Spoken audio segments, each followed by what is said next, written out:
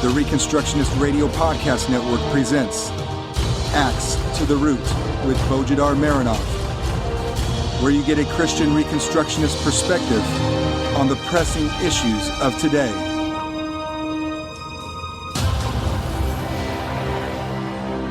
Welcome to episode 52 of Axe to the Root podcast, part of the War Room Productions. I'm Bo Marinov, and for the next 20 minutes, we will be talking about patriarchy and feminism, and what both patriarchy and feminism can't understand about women, about their place in the society and the kingdom of God, and about the relationship between a man and a woman in the family. Yes, you heard well, I dumped both patriarchy and feminism together. As a Christian, you may have been taught to think that patriarchy is biblical while feminism is secular and pagan. This is not true. Both modern patriarchy and modern feminism have pagan and idolatrous foundations and origins, and neither is consistent with the message of the Bible. And this week we will try to describe the true biblical woman and her rightful place in the kingdom of God based on Proverbs 31. Modern feminism, of course, is completely lost in a hole of irrationality and, to be honest, outright insanity. This is so obvious to all, including those on the left side of the political spectrum, that it hardly needs to be demonstrated. Even the leading figures and celebrities on the left stay away from it and lead a lifestyle that is more consistent with a more traditional, quasi-Christian family life. Think of Obama's family. The extremist feminism is left to childish street activists, all of whom are culturally irrelevant and continue being culturally irrelevant. Not to mention, of course, that such modern feminists continue destroying their own credibility in the eyes of the very women they supposedly care about. The most recent feminist idiocy is the conclusion of some modern recent so-called study published in some supposedly scientific journal that calling breastfeeding natural was unethical, because it says it has sexist overtones. Now, what does that mean? Well, that means that, quote, calling breastfeeding natural reinforces a certain set of values about the gender roles, unquote. It is, I suppose, much more ethical to call it unnatural, I guess. I wonder how they will sell that nonsense to the millions of mothers in this country. Seriously, want to tell a mother of a newborn baby that her breastfeeding is unnatural? In reality, most of what secular feminism has been doing in the last one generation is put its foot in its mouth so deep as to touch its throat with its toes. It has been hijacked by mentally unstable women who have built their defense of women by trying to make women be men. Even the most independent woman would be grossed out by such an idea if she is sane. Women who find their self-identity in pretending to be men are very rare even among non-Christians, and such women are seldom capable of having any influence over other women. But don't be quick to assume that just because modern feminism is self-destructive, this will automatically translate into a cultural victory for the church. It won't. And the reason is that the church has things in its past to repent of, yes, specifically concerning the place and authority of women in the society. There was a time when the church joined the side of injustice on this issue, and we have not still repented for it. The earlier women's rights movements, the so-called first wave feminism, was about defending the legal rights and equality of women in the society, which have been under attack by the different legal theories of the Enlightenment. In his Institutes of Biblical Law, pages 348 through 353, R.J. Rushdoony points to the fact that because of its biological theory of women, the Enlightenment quickly destroyed the legal equality which European Christendom had built for women. Yes, you heard that well. Contrary to what many people believe today, the humiliating lower legal status of women in the 19th century was not the product of Christianity, but of the Enlightenment. Thus, the original women's rights movement was not directed at destroying the family, but only at what Rushdoony called restoring women to their rightful place of authority beside men. That is, to the same place to which they were elevated after centuries of Christendom. Paganism had no legal rights, nor any legal place for women in the society. The legal status of married women in Athens, for example, was no different than the legal status of married women in modern Saudi Arabia. Women were not allowed to leave the home unattended and were not allowed to inherit property. That's in Athens. Courtesans, in fact, enjoyed greater freedom and public influence than married women.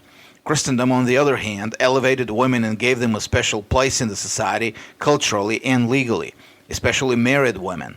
The Enlightenment restored the pagan view of women and led to lower civil rights for women, and the early women's rights movement tried to restore the Christendom's ideal. Unfortunately, the churches in the 19th and the early 20th century did not respond to the women's rights movement with a biblical view, but instead joined the Enlightenment's pagan view of women and of their role in society. That, of course, was one of the many reasons for the decline of the Christian influence in the West. For over a millennium, Christendom had built a foundation of justice for the place of women in society. Then, within a few generations, justice was aborted, and the church joined the side of injustice. That's how we have a church that is trampled under the feet of men today. Thus, even if modern feminism is self-destructive, this won't restore the church to her position of authority. That authority is earned by repenting and taking the side of justice. Or if you want it simple, the church is a woman, for crying out loud, a bride. One woman can't establish her own authority by denigrating the authority of other women in the society. That much should be obvious to all. We need to elevate the women to their rightful place for the church to be elevated to her rightful place. Modern feminism is insane. It approaches men and women as isolated atoms who shouldn't be allowed to be in any meaningful relation to each other as men and women. And since this is obviously idiotic, modern feminism is an easy target, and it has been a target of many conservative preachers and churches whose purpose was to restore and protect the biblical family. Now, so far, so good. The problem with many, if not most, of these conservative preachers and churches is that their criticism of feminism and defense of the biblical family are based on another extreme which has pagan origins, patriarchy. Patriarchy as in the idea that the father and husband in the family is the ruler of the family. Ruler to the point where the wife, and by extension all the other women in the family, is absorbed into the family unit as an addendum, not as an individual and distinct person of authority and covenantal standing. Ruler to the point where his wife has no independent authority of her own, but her authority is only delegated to her by her husband.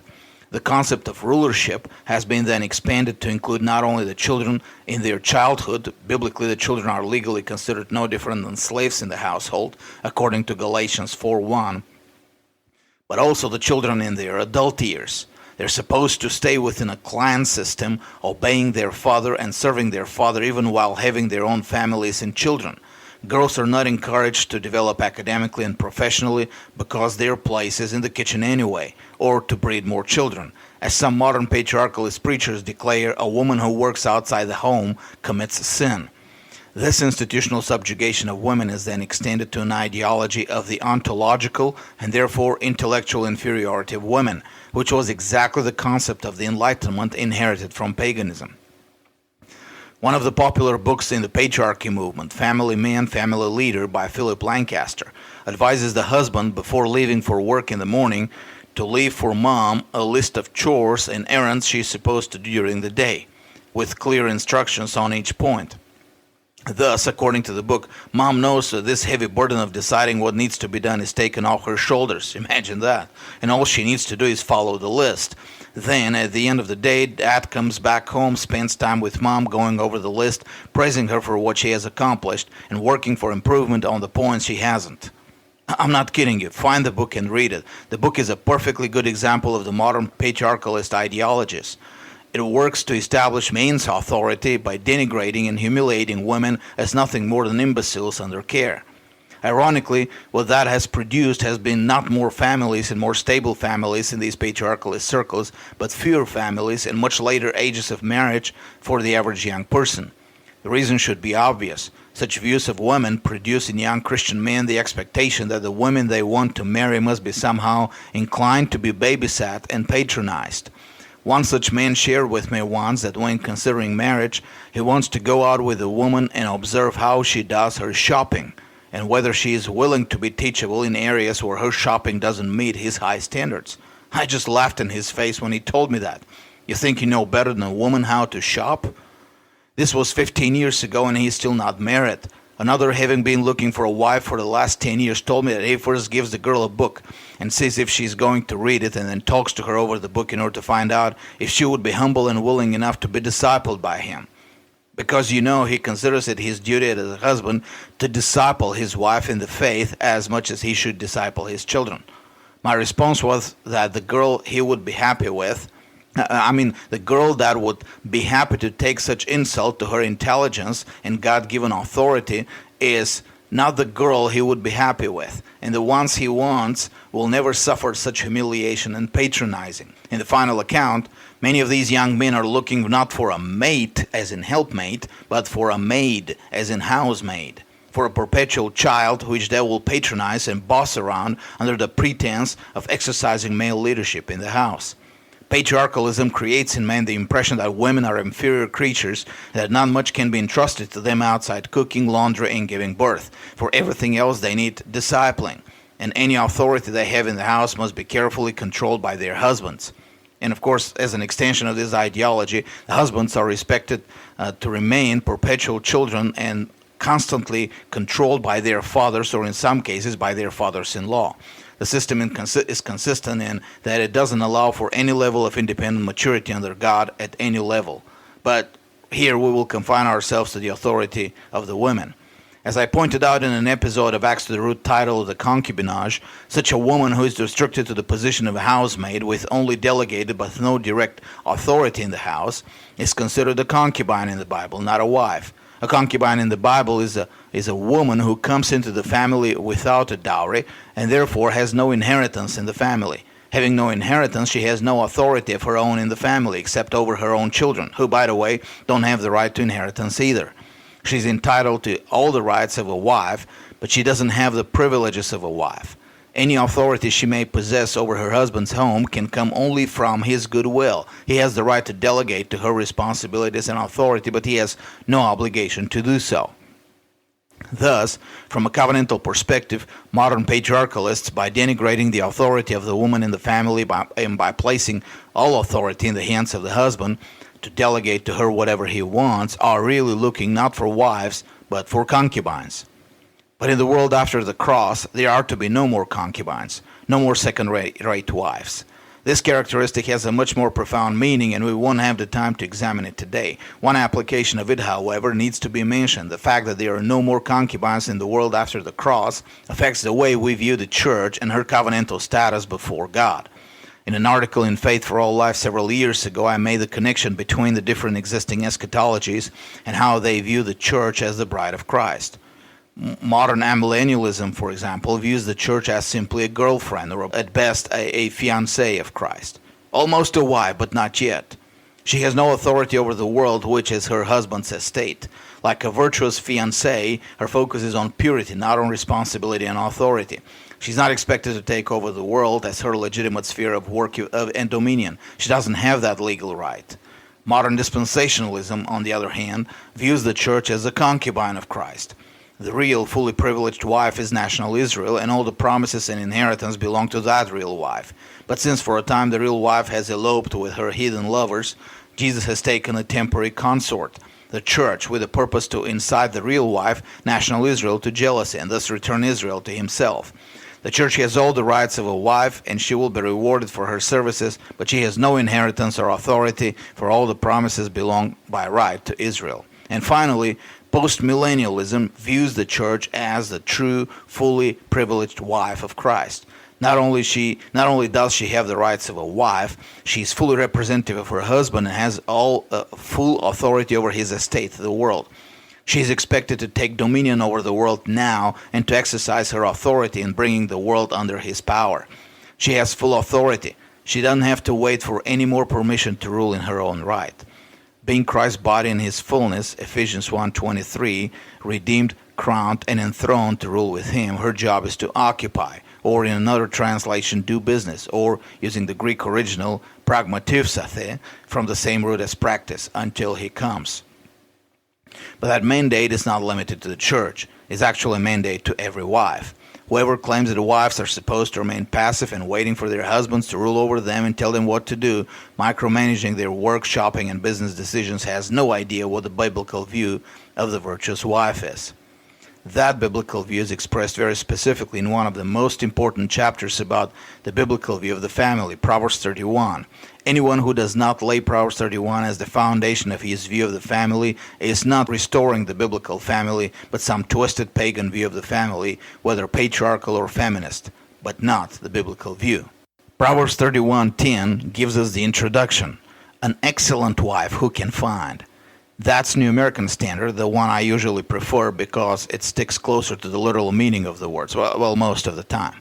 But if you compare all the available translations, you will find out they can't agree on this translation. Some translations have excellent translated as virtuous, others as of noble character, still others as of strong character, still others translate as capable or worthy or diligent. Now, I have seen disagreements between translations, but boy, the disagreement over this word is a bit too much. Why is there such a disagreement? Because, believe it or not, the original Hebrew word means nothing like these words. The original Hebrew word is chayil, that is army, an army wife who can find. The root for chayil, of course, is the word for strength, force, endurance. No matter how you want to translate the literal text army wife, one thing is perfectly sure. The kind of wife commanded by it is certainly not the docile, servile, subjugated type of woman ancient and modern patriarchalism imagine. The woman in Proverbs 31 is very different. As Andrea Schwartz pointed recently, the virtuous wife in Proverbs 31 is not known for her ostentatious spirituality. There are no women's meetings in that chapter, no church activities, no prayer meetings. The virtuous wife is not known for being a prayer warrior. I mean, not that she doesn't pray, of course, but long prayers and church activities are not what defines her as virtuous. Neither is she defined by her obedience to her husband. Such obedience is not mentioned at all. To the contrary, the virtuous woman is shown as an independent woman who makes her own decisions. What defines her as virtuous is her ability to take dominion. More than that, what defines her as virtuous is her ability to take dominion independently of her husband, making decisions for him with his and her property in his absence. To start with, notice where her husband is. He's not in the home barking orders. Nothing like this. He's in the gates, taking dominion in the world outside the family. The city gates were the locus of judicial authority in Israel.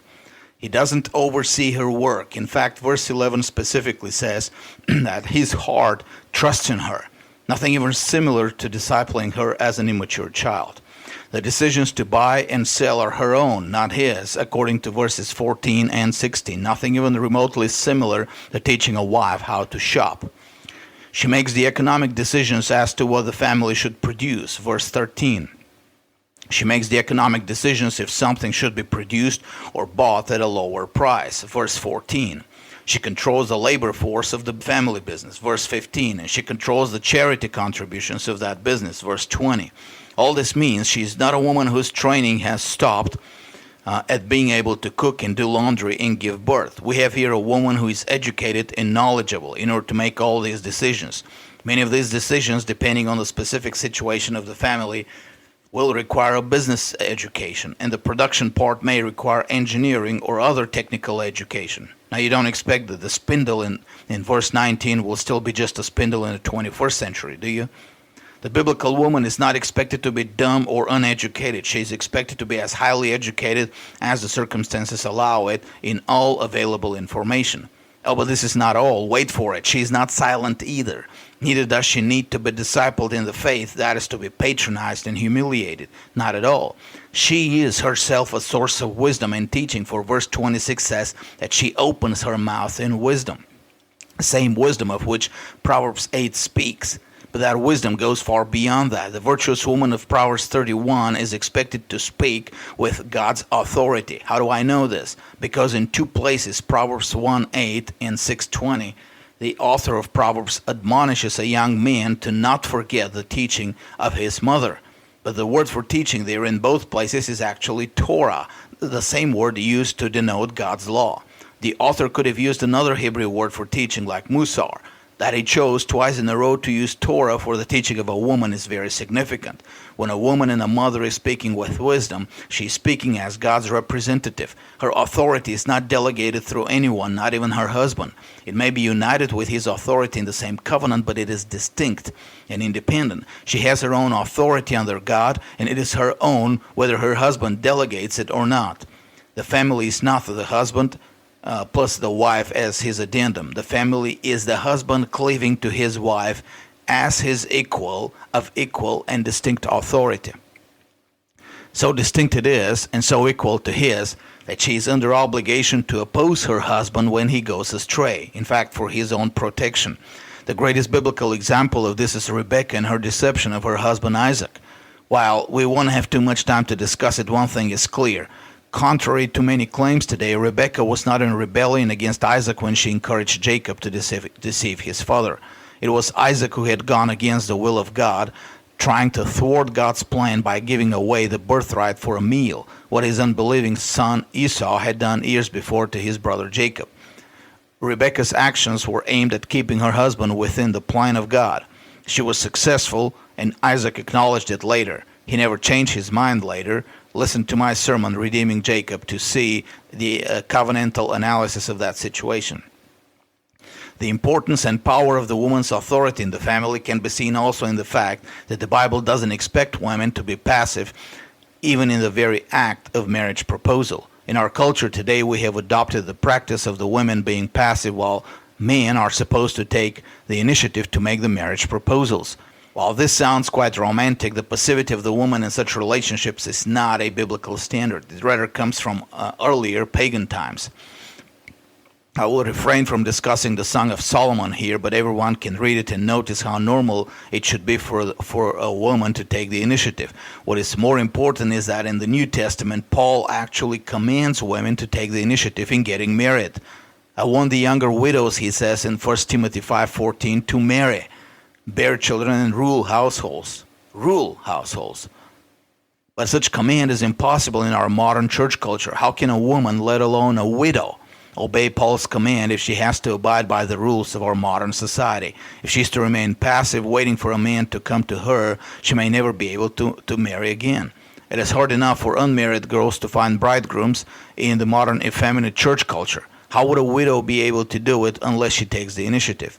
And obviously, Paul connects such initiative to her ruling a house. Apparently, the woman of Proverbs 31 must be a woman who can initiate a marriage proposal too. In the final account, if you're looking for a passive, docile, obedient woman, a woman that would be satisfied to be bossed around and discipled and told what to do and be patronized and taught and instructed, you're looking for the wrong kind of woman.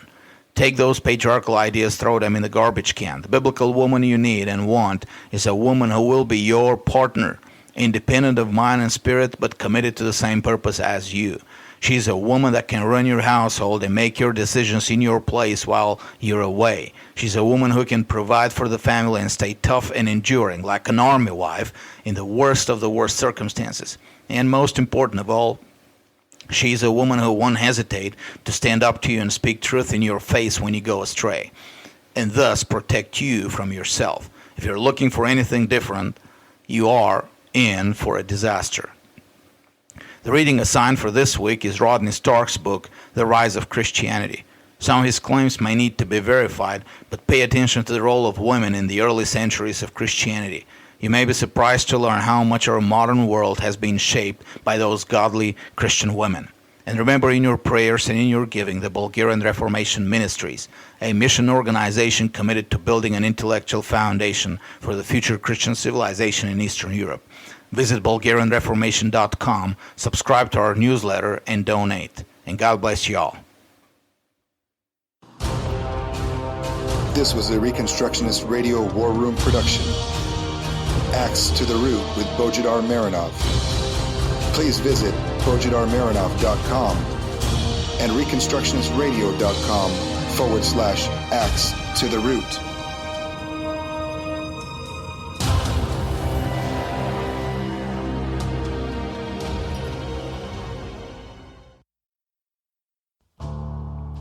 The Reconstructionist Radio Podcast Network brings to you a complete lineup of podcasts where you will hear practical and tactical theology. Our desire is not simply that you consume our shows, but that you also live out your faith in every area of life. We can talk all day long about these things, but if we fail to put them into practice, then we fail as ambassadors of Jesus Christ, our King. Subscribe now to your favorite Reconstructionist Radio Podcast Network shows, or you can subscribe to the Reconstructionist Radio Master Feed, where all of the content we produce, including the audiobooks and audio articles, will pop up as soon as they are available. And don't forget to visit ReconstructionistRadio.com to volunteer as a narrator or to partner with this ministry financially. May the Holy Spirit stir you into action for Christ and His kingdom.